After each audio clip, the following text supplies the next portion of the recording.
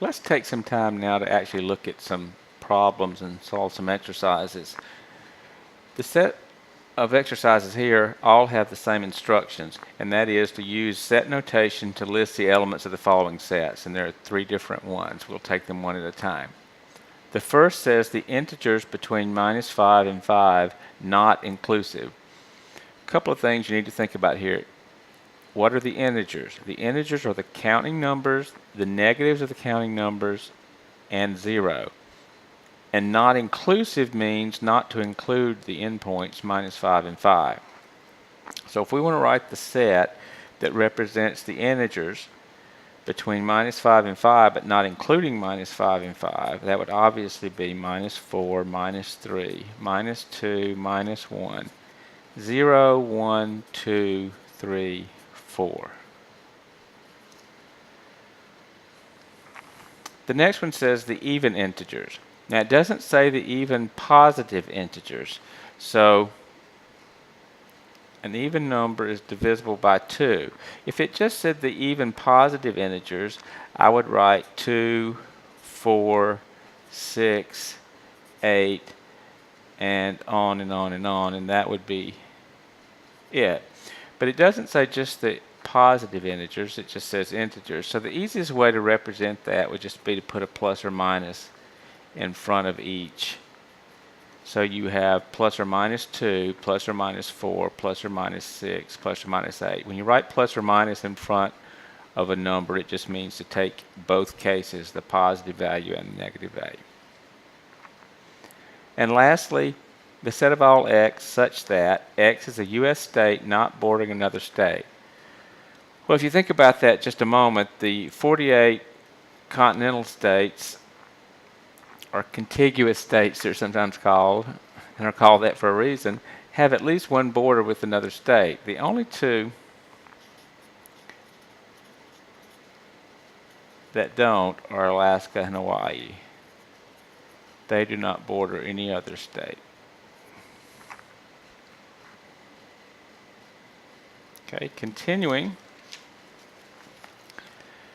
The next set of exercises have the same instruction, and that is to use either the symbol for is an element of or the symbol for is not an element of to make a true statement. So each of these three statements has a space for you to put either the symbol is an element of or is not an element of in there to make them true. So let's first look at this one. It says 3, and then it compares it to the set of all x such that x is a whole number. Well, is 3 a whole number? Remember, the whole numbers are the counting numbers, or the positive integers, with 0 thrown in. So it's 0, 1, 2, 3, 4, 5, and on and on and on. That is obviously a set that contains 3. So we've made that statement true by putting in the symbol for is an element of. The second says Florida on the left, and then the set we're looking at is the set of all x's such that x is a state west of the Mississippi. Well, Florida is about as far east as you can go in the U.S. There are a few points maybe further east, but it's very much east. Certainly east of the Mississippi River. So Florida is in fact not a state west of the Mississippi, it's east of the Mississippi, so we need to put not an element here to make that statement true, as they're asking us to do. And finally, the third one, it says 0 on the left and empty set on the right. Think about this just a minute. The empty set, by definition, is a set without any elements. So if I were to write 0 is an element of the empty set, I would be saying that the empty set has an element, being 0. But the empty set, by definition, does not have any elements. So this has to be a not element of. 0 is not an element of the empty set. In fact, there's nothing you can put over here on the left that would make that would be an element of the empty set. So no matter what you put over here, it would have to be not an element of in order to make that statement true, as you're asked to do up here.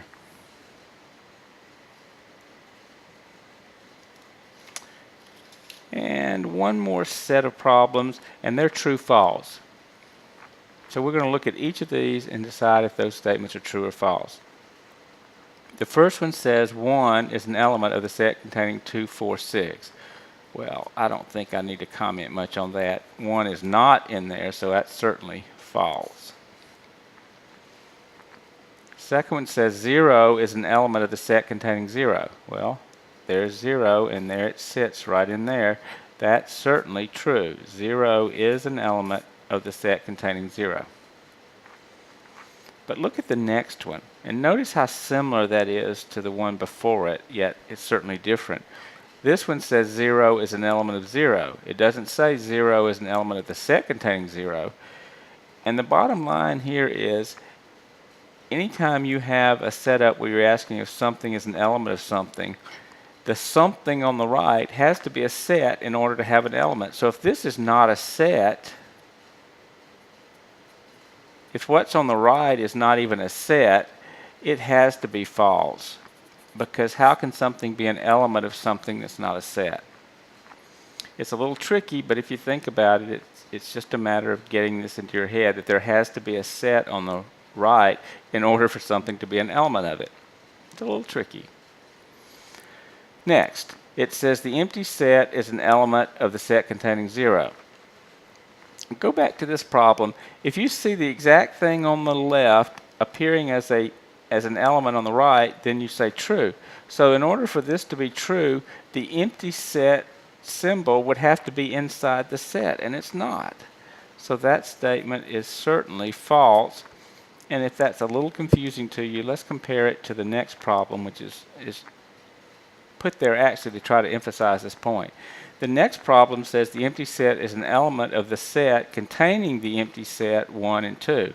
Now you see the same pattern you saw up here. The exact thing that's on the left is actually an element on the right. That's what it takes to be an element. So that's certainly true. The exact thing here has to be inside the set in order for it to be an element. That's true here. That's not true here. Okay, moving along, it says that the set containing 1 is an element of the set containing 1, 2, and 3. Now again, I'm putting these problems that make you think a little bit.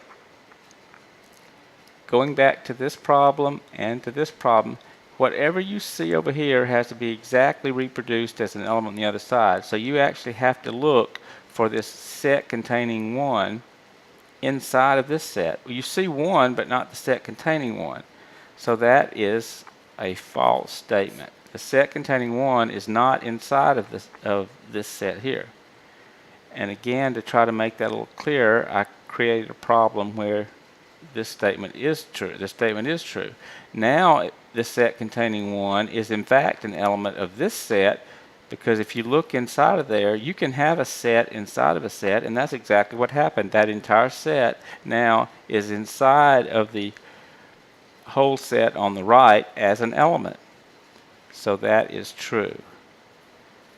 Now please think about this carefully, because it's not difficult, but you really have to think about these little tiny things that make all the difference in the world.